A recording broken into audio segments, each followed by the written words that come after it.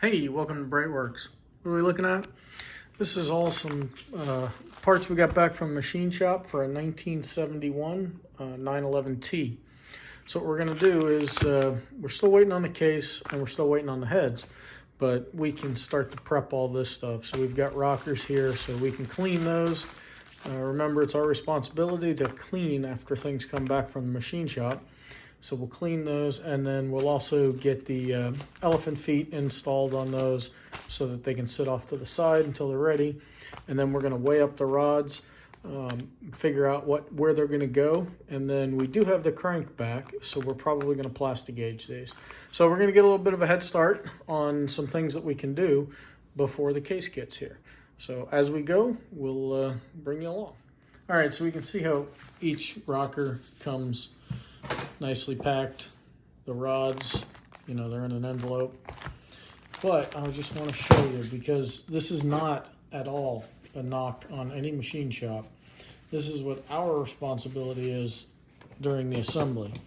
So if we just get a little bit of rubbing alcohol, and wow, these are actually really, really clean. So you can still see a little bit of gray. Right, so just that little bit of gray. So when they go through and they hone these and then they polish the bores, it's our responsibility to make sure we get all the cutting compound out of there. But these are very, very clean. I'm still going to put them in the ultrasonic cleaner. Every once in a while you find a little something. Yeah, so you can kind of see a little bit of dirt and stuff.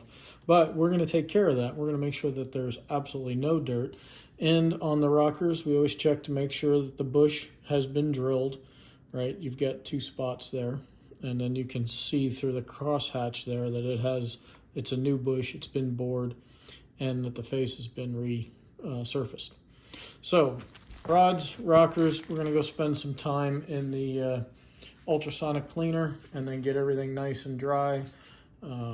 Get these old rod bolts out. We've got a set of ARP bolts for the bottom end here, and get that stuff all prepped up. All right, we got our rods disassembled.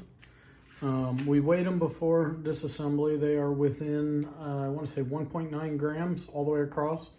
And the Porsche spec is 11, so we're nice and tight on the balance. We also got our rockers cleaned and reassembled.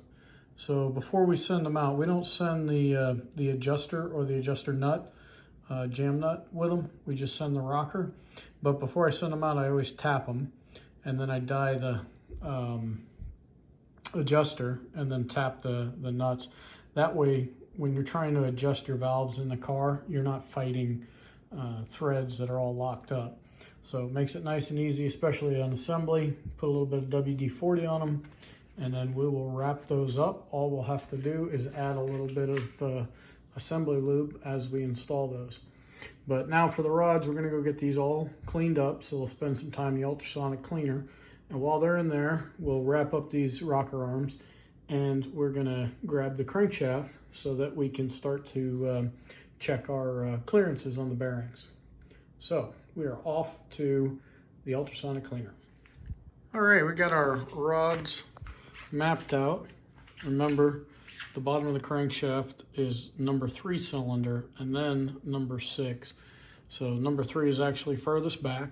So the way we built our mapping was the heaviest rod in the back, the lightest rod goes on the top.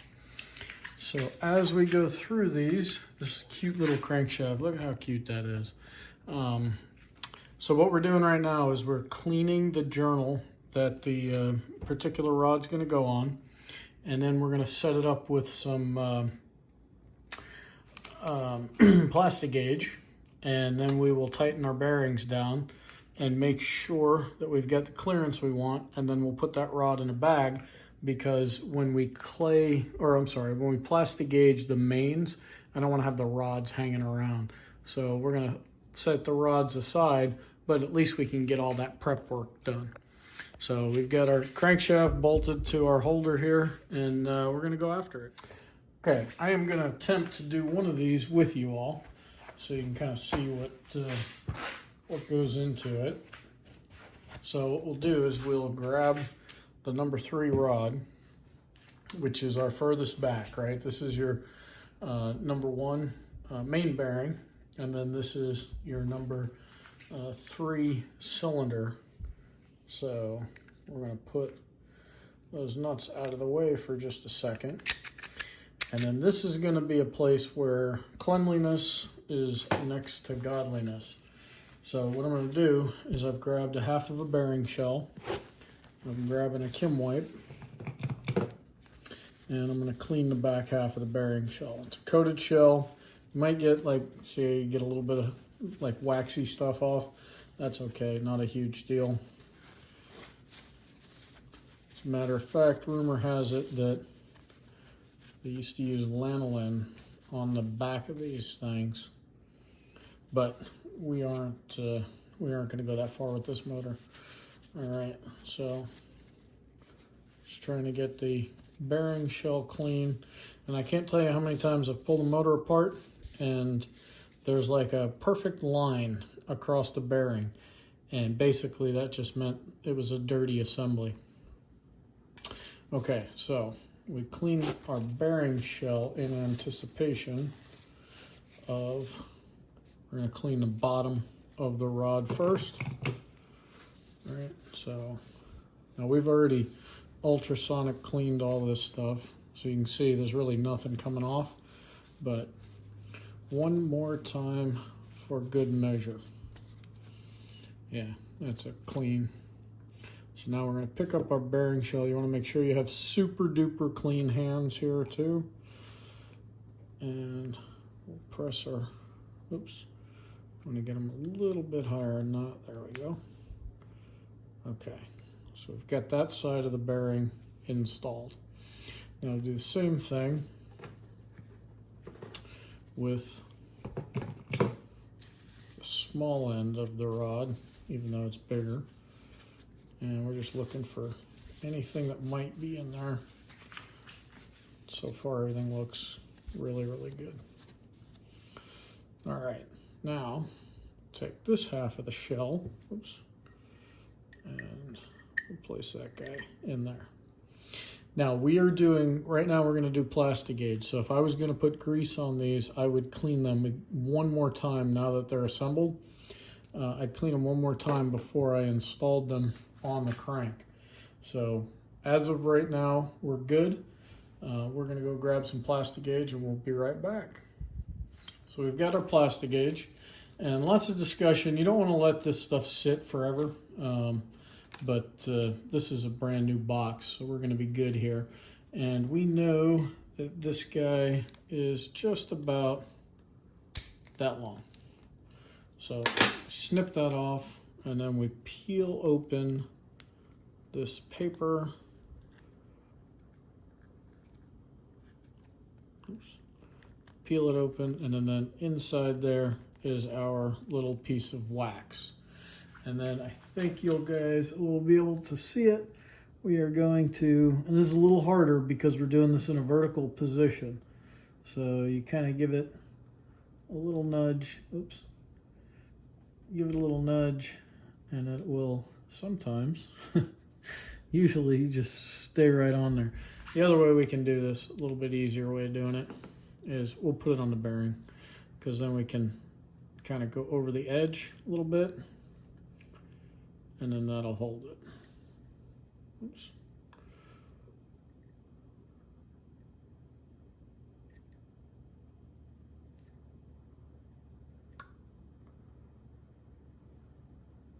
Okay, finally. Yeah, so we got a little hook on there. So we know that the number side is going to go up because we already did that. All right, now we're going to get everything ready and then we'll bolt this together. Now that we're ready, what we're going to do is we're going to make sure we know which side the rod number is on. So this one's 117, but we're going to be putting him on in our orientation, the left side of the crankshaft. In the orientation of the engine, it will be up. So first thing we're going to do is we're going to put a little bit of ARP Ultra Lube. We don't want to do too much again. We don't want to do too little. So what we'll do is we'll just kind of run this nut down, spread it out a little bit. And we'll do the same thing for the other side with the other nut.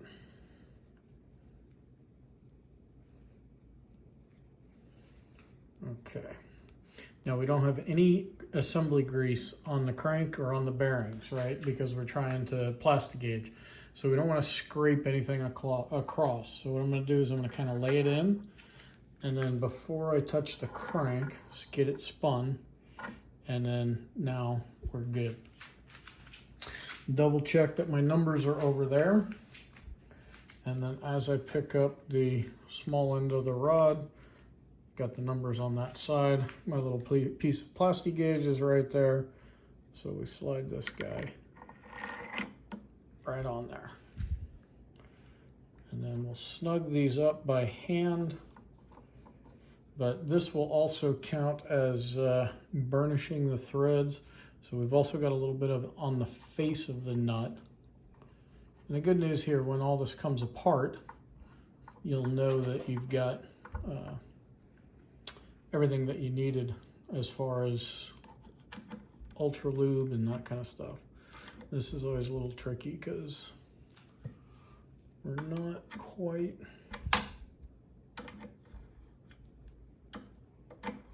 tight enough. There we go. Okay. Do the same thing on the other side. What we don't want to do is we don't want the rod to swing, because if the rod swings, then what happens is that we will smear our plastic gauge. So we really need the rod to stay as still as possible right now. All right, let's get a little bit of stuff out of the way. And what we're gonna do is we're gonna take these to about 25 on each side, but the ultimate torque is gonna be 50 foot-pounds. All right, so there we're at 35. And then do the same thing over here. Okay, so we're at 35 on both sides. So now we're gonna go to the final torque value.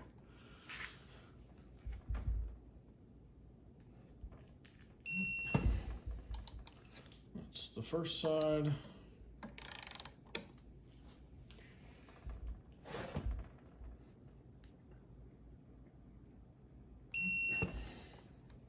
And then we just do them one more time just to make sure,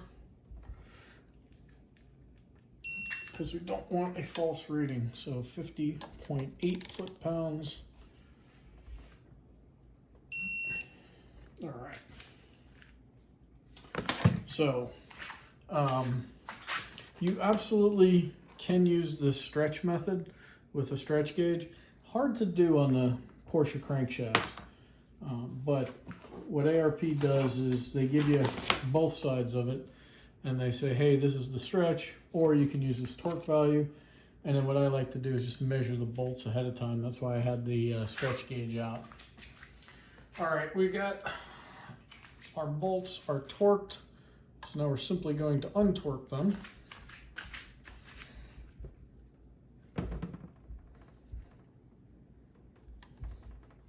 And again, we're trying to not move the connecting rod, because we don't want to smear the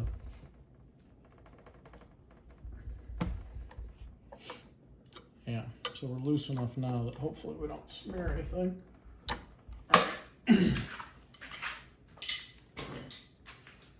So now we'll pull the nuts off, get them out of the way.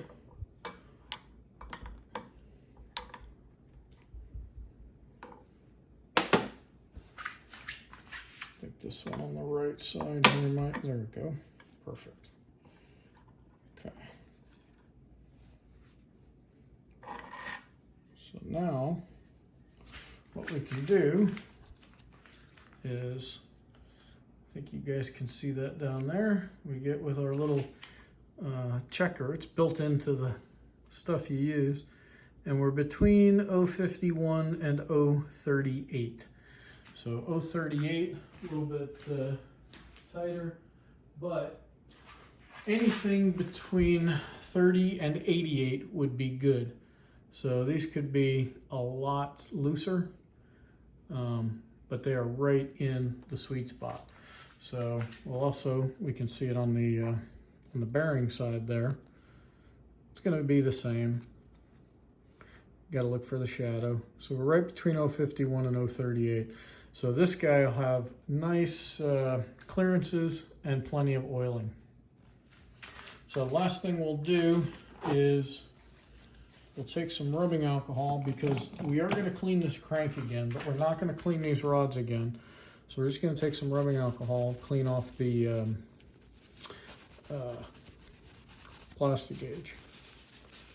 And then once that's cleaned off, now we'll take this guy and we're just going to put him back together, because now we know which bearing shell, which everything goes on what particular rod pin. So we'll snug these up, not so much that, we got to put them in a vise to get them out, but snug them up enough so that nothing moves. And there you have it.